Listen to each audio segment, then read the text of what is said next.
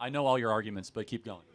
No, I really want to know, like, not even to be like this, but woman to woman, Riley, how do you justify, putting this almost shackle on women and kind of sitting there and saying, you know what, I don't care, you're going to have this child, despite how, painful. I am so sorry that you are led to believe that children are shackles on your life. I would argue there are many parents here, mothers, fathers who are here who would not look at their children as shackles. Again, they would look at them as the greatest blessing life has to offer. You're a feminist. Shouldn't you be able to tell me what a woman is? I'm a feminist. Isn't that probably important to feminism? What is the woman that you're trying to advance and protect? Isn't that integral to, is that the whole feminist project? It's a real subject to Charlie Kirk. If I took one of those surveys right now, I'd check extremely miserable. But so would a Palestinian child who's been torn to smithereens. How are we going to measure? You would say extremely miserable? No, I'm kind of making a joke. No, I mean, but seriously, like, but hold on. I mean, like, that's an important point, though, is that the women in the West have it the best in the world. And yet they're way unhappier than women of sub-Saharan Africa. There's something fundamentally wrong here. Because the women of sub-Saharan Africa have something that a lot of women in the West do not have. The women in the West have cats, and they have good jobs. And the women of sub-Saharan Africa, they have a belief in the divine, and they have kids. What's up, YouTube? Hope you guys are feeling good. Today, guys, we're back here on a new video. Today, we're going to check out Charlie Kirk shuts down feminist talking points. Okay? This is going to be a heated debate. It's going to be amazing to watch. I would love to check this video out with you guys. Calling Charlie Kick because he loves kicking us. Let's get right to today's video, guys. So I'm a feminist. My question is about the role of women, though. What should women's role in public and private life look like, and what are the material benefits of that? Well, thank you for that. Can I take it? I don't even want to take this detour, but can we both agree on what a woman is? Yes. An adult human female, it's a biological state of being that is also socially experienced. Can I please elucidate just one example of that social experience? Yeah, I was going to answer your question, but sure, go ahead. Yeah, okay. So let's say you're a member of a tribe, and that in that tribe, you have the biological female anatomy, and in order to become a woman in that tribe, you have to also get a tattoo. That's a social experience that's mapped onto biological reality. So can a woman have a prostate?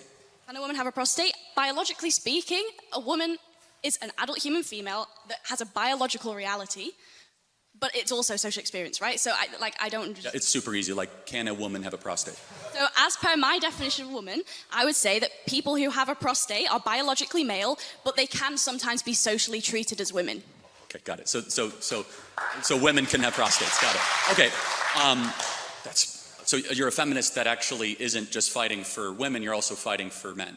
So, yes, men also experience harms from patriarchy, but I argue... We're talking about the same feminism, though, just make sure. Yeah, sure, go ahead. So, men also experience harm from patriarchal domination, but I would argue that those harms come from that system of domination itself. In the same way, for example, this isn't a threat, but if I reached across and punched you in the face, then my hand might hurt, right? So, are we understanding that there are, patterns of power? So, I would also fight for the rights of men as a feminist, just as I would fight for the rights of women. Sure. You think women are happier than they were 40 years ago? I think I would have a few responses to that. I think that women report more stress and dissatisfaction today because, not because they have more rights or because of feminism, but because they're under dual pressure to both excel professionally and also because of the domestic labor in homes that is structured around outdated expectations. So, for example, studies like the OECD's Better Life Index show that women's life expectancy, education levels, professional achievements have risen in countries with higher gender inequality. So I would argue that what you're calling unhappiness is actually visibility, because now we hear women expressing dissatisfaction, whereas in the 50s, we prescribed them Valium and we lobotomized. Yeah.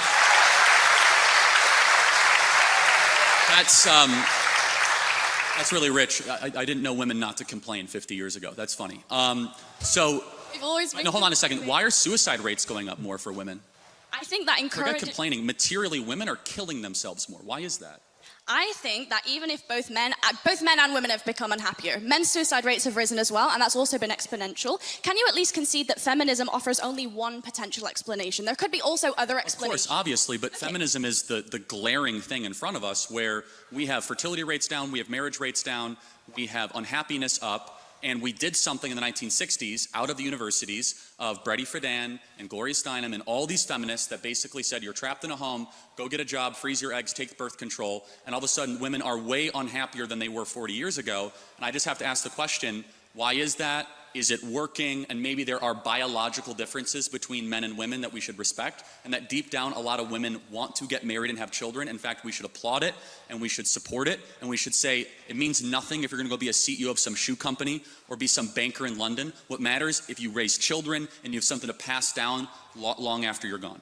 I think I would bring 2 points to that. The first one is just really simple, which is that you can ascribe liberalism all you want as the cause of the unhappiness.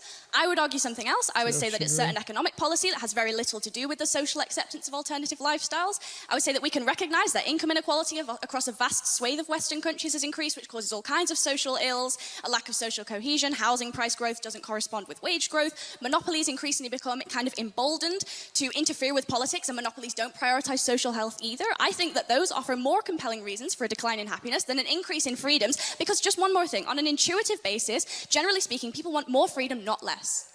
Okay, so if that's true, why is it, do you agree that the happiest women of the West are married with kids? I would have to look into it, but Every I think there are certain study shows, right? there are certain and studies objectively that we know that, right? The women with kids are not the ones tearing down statues, right? They're the ones that actually have obligations. Does tearing down statues correspond to some kind of smiles per capita data set that I wasn't aware of? Again, it's like, it's a little bit of a one-liner. The happy and the grateful. The happy and the grateful usually don't go burn down Wendy's in their spare time, of which we saw in our country all throughout a single summer. But as a side note, you would agree, objectively, study after study, survey after survey, that the women of the West that are married and have children, especially a lot of children, are far happier than even the ones that earn more money correlated at the same age.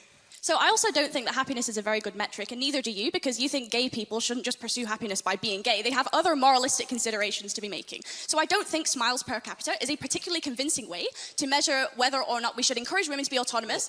I think we should maximize agency within a fair system that has reasonable parameters because it's expedient, it's good for the economy, it's logical, it's the moral thing, because if we can't prove the material harms, we shouldn't discourage it. And also self-reported studies is a really flawed way to do psychology. It's the week before my university exams right now, and I'm standing here explaining the basic methodology behind survey collection in sociology, which you don't even think is a real subject, to Charlie Kirk. If I took one of those surveys right now, I'd check extremely miserable. But so would a Palestinian child who's been torn to smithereens. How are we going to measure? You would say extremely miserable? No, I'm kind of making a joke. No, I mean, but seriously, like, but hold on. I mean, like, that's an important point, though, is that the women in the West have it the best in the world, and yet they're way unhappier than women of sub-Saharan Africa. There's something fundamentally wrong here.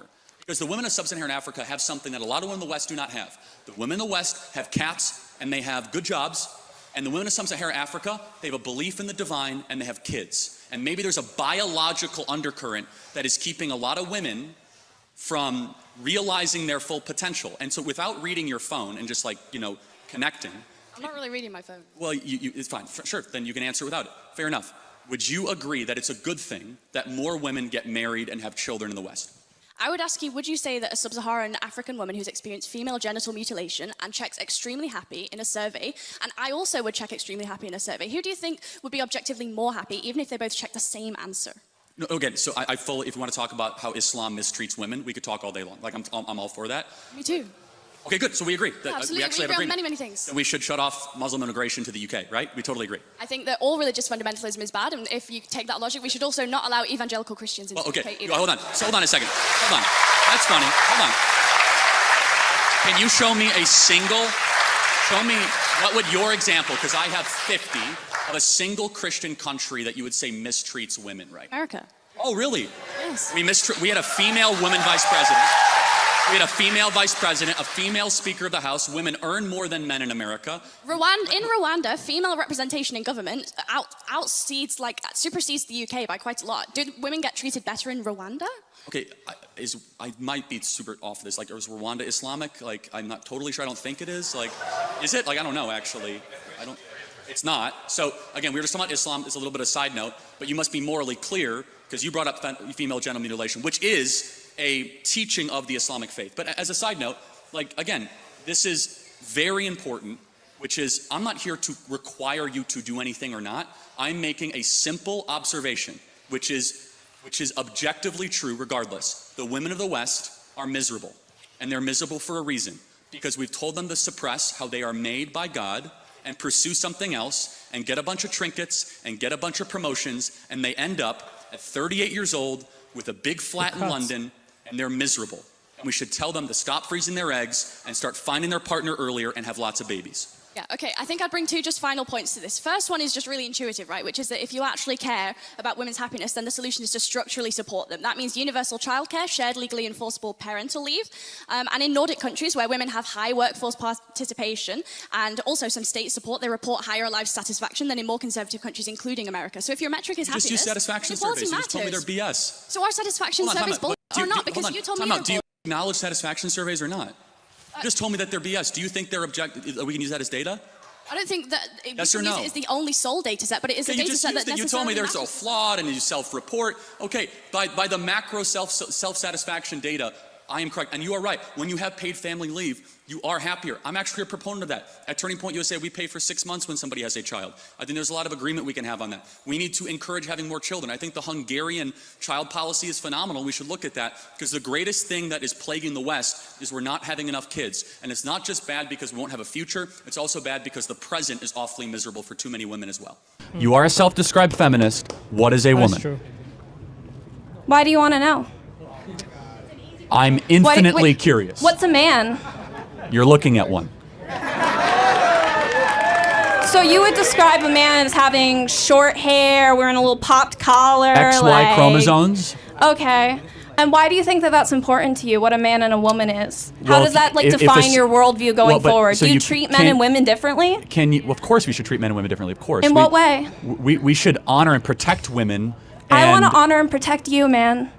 Okay, great. Do you thank not like that? Do you not want to be honored and women protected? are worthy of protection, of course. I think you're also worthy of protection. Thank you. Don't talk down to yourself I appreciate like that. Please. Can you tell me what a woman is, since you're a feminist? I want you to ask yourself, why do you think that it's so important to you that we define man and woman? Like, how does that change the way you treat people? If a civilization cannot answer the question of what is male and female, that civilization will cease to exist. Is that why the Roman Empire failed? Because all of a sudden Aristotle it's or one of the something? reasons why this civilization is collapsing, because we send kids to go hundreds of thousands of dollars into debt that can't answer the most simple biological question. I'll ask you one last time, what is a woman?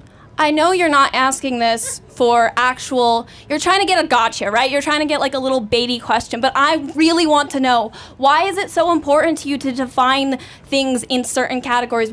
How does that help your day-to-day life? Like what other categories in the human species are there besides male and female? Well, I just think that categorization is usually unhelpful when we're trying to improve society, right? We want to make things better for people. We want to improve things. So I have XY chromosomes. Okay. Can I give birth?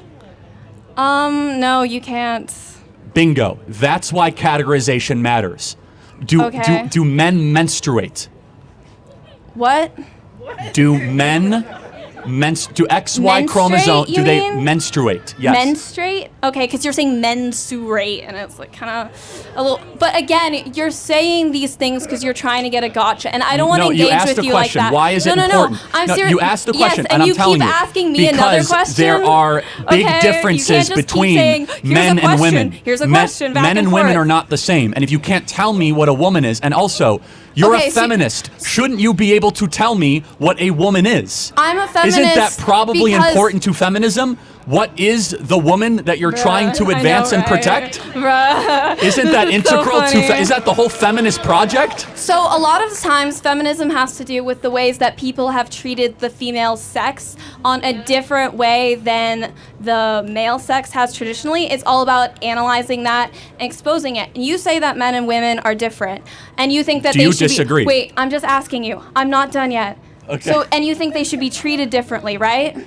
Well, it depends in what context, though. Should it be treated differently politically? No. Should it be treated differently under the law? No. Should it be treated differently in societal customs and norms? Yes. Why? Like, we should open doors for women, Where does for that, example. Okay, but where do We you should see be these charitable beliefs to where women. you come from? We should protect women if they're under duress. I think that we should protect everyone under duress. We as men have a moral right to stand up for the women in our life, against predators, against people that wish them harm. I think we have the right to stand up for everybody in our life. Of course we do. But why do you see yourself as a man who has to protect and take care of other people? You're placing yourself on this higher ideological standpoint where you gain more power by having someone that you can protect. See, I find that system and hierarchy of power to be just that is- exhausting to traverse the world through. Just looking at people as people to protect and people to take care of instead of us working together, right? And trying to So improve do you things think together. there are any differences between a male and female? Oh, are we talking about just the sex right now? Of course. There's tons of differences just between the male and the female sex. But what's important is how we treat people because of that, you know? So therefore they have different contributions to give to society? I think that everybody has different contributions, man. Just because I'm not popping out kids 24/7 doesn't mean I can't be helpful, I'm not saying that that's not the case. However, Okay. if you can't tell me again what a woman is, and you're not able to answer the question because that is the cheat code against postmodernism. No, because I don't think you even know what postmodernism is or Well, postmodern you want to talk theory. about Herbert Marcuse or Jacques Derrida or Michel Foucault, one-dimensional man? Okay, we can get into all of that. Do you want to don't sit try down? to tell me I don't know postmodernism because I have read the pantheon of the garbage that you believe in. But let me complete with this. Postmodernism. Well, I don't want to expose myself to different mindsets. I actually know what the literature says and what it means and what it espouses. Yes. But this is why it's the great cheat code, because it is the war Asking against what a woman is the only way that you can get a gotcha over everybody else. Great conversation. You'll see it online next week. I hope you enjoy. Thank you. How do you believe feminism should be defined, and do you think it can be reconciled with conservatism? Well, so yes and no. It depends. There's first, second, and third wave feminism. First wave feminism is that women should have a right to vote. Second wave feminism had a lot of problems, which is the female liberation movement, that women should not just be at home, but they should get into the workforce. Third wave feminism is complete garbage, which is toxic modern day feminism, which is irreconcilable with any decent society, which is far more about hating men than actually respecting women. And you guys all know the type of that kind of feminism. There are some good aspects of second wave feminism, but at the core of feminism, we have to ask the question is, has it made American women happier? And it hasn't, actually. American women are more suicidal, more depressed, more anxious than they were prior. And I believe, and again, we get in trouble for saying this, is that you should have the agency and liberty to do whatever you want. But many women, a majority, like 90+% deep down, have this urge to reproduce and to raise children. And we are telling them to forsake that and go become a CEO of a shoe company. And we're wondering why so many young ladies are miserable and angry because they're at war with something within them that they actually want to do, which is to have a relationship, have children, and nurture future humans into this world. I would like to propose an alternative perspective. I'm conservative, but I'm also a feminist, and I think that a better way to propose feminism in the public media would be not to eliminate having children and tell women that they shouldn't have children, but to figure out your career first before you decide to settle down, because you can't really undo that once you have kids. So I think it's the exact opposite. I think you should have kids first, then do your career, because which one has a timetable on it? True, but once you have kids, you're committed to that, and you can't really have as much of a career. So you should kind of define your I guess what I'm trying to. Kids are way more important than being, career. a data scientist at Dropbox. But okay, what if you don't want to have That's kids? fine. Then go do it. You're risking that you might end up super miserable. And that's what we're seeing, is that we have seen a spike where half of women in their 30s that are unmarried are on antidepressants. Half. We've never seen a spike like this. And again, I'm not saying that's the only reason, but we've never, ever seen a generation or a group of people so angry, so miserable, so medicated. And there's obviously something wrong. And we know who are the happiest women in America. Women with 3 or more kids are the happiest women in America. Least suicidal. Yes, right? And by the way, it's not easy, but it's super deep. And so again, if you want to go be a data scientist, God bless you. This is country, free country. Go do that. I just think that there's a part of the story that isn't being told, which is that the opposite should be have kids as soon as possible, and then you can go pursue your career in your late 30s once your kids are 18 years old. And it's the opposite. We tell people, wait. And by the way, when you reach your 30s, you might be infertile, you might have trouble having kids, you might need IVF, you might need all these other very, harsh treatments, and you might not even find a mate.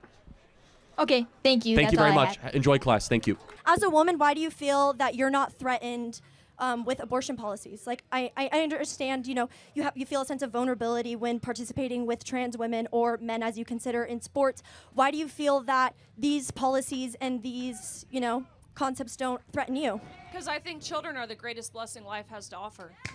And if that's the case, why don't you think children are deserving of healthy environments? Honestly, can you confidently say that a woman who has a child who, the child was conceived under circumstances that were, not okay and very violent, and, I can't even imagine. How are you guaranteeing that this child is going to be happy and live a healthy life that's deserving? Of course, I can never guarantee the outcome of someone's life, but you know what's a whole lot worse than giving someone a chance is eliminating that chance altogether by ultimately terminating their life. Are you eliminating that woman's chance of fulfilling her dreams and fulfilling her life? Like, it's foster care systems aren't what they seem, or, people, of course, have opinions of what's right to do after you have a child, or, if you decide not to have a child. But I have a friend who was in foster care, and he has experienced the most insane situations that I can even imagine. And the fact that, No, keep on going. It's fine. I know all your arguments, but keep going. I really want to know, like, not even to be like this, but woman to woman, Riley, how do you justify, putting this almost shackle on women and kind of sitting there and saying, you know what, I don't care, you're going to have this child, despite how, painful. I am so sorry that you are led to believe that children are shackles on your life. I would argue there are many parents here, mothers, fathers who are here who would not look at their children as shackles. Again, they would look at them as the greatest blessing life has to offer.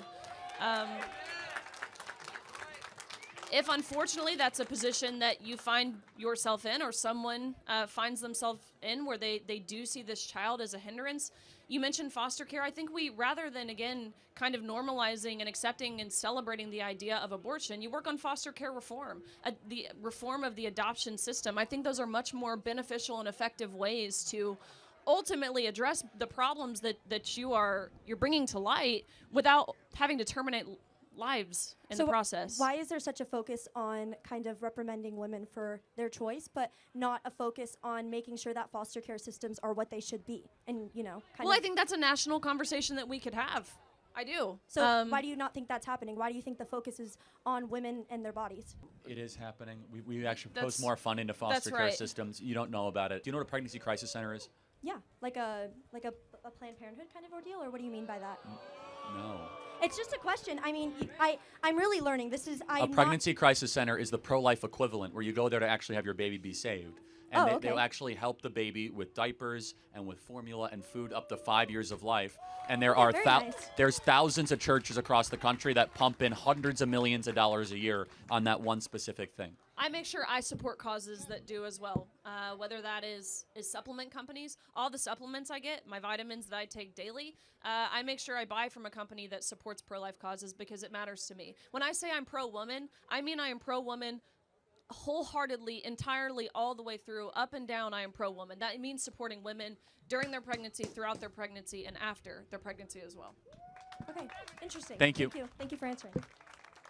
Modern day feminists are not actually fighting the same war with our traditional feminists, because these modern day feminists, they are actually fighting about abortion rights, women to have right to abort babies and also live their life as they please, their body, their choice.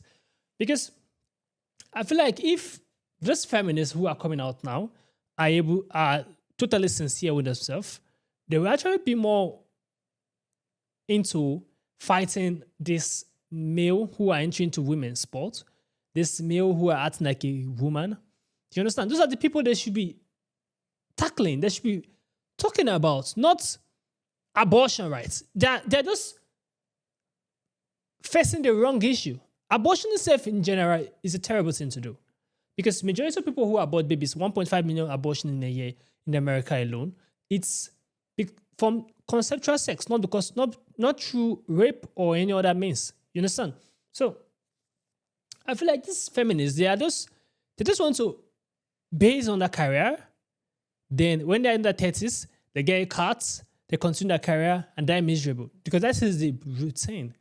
Irrespective of anything each and every one of them is going to say, the most happiest and the most fulfilled, there's something called fulfilled. When someone's in depths in their hearts, they feel fulfilled that they have actually achieved something great in life, is when a woman has a child, has children, 2 to 3 children. She feels more happy and fulfilled more than having a career.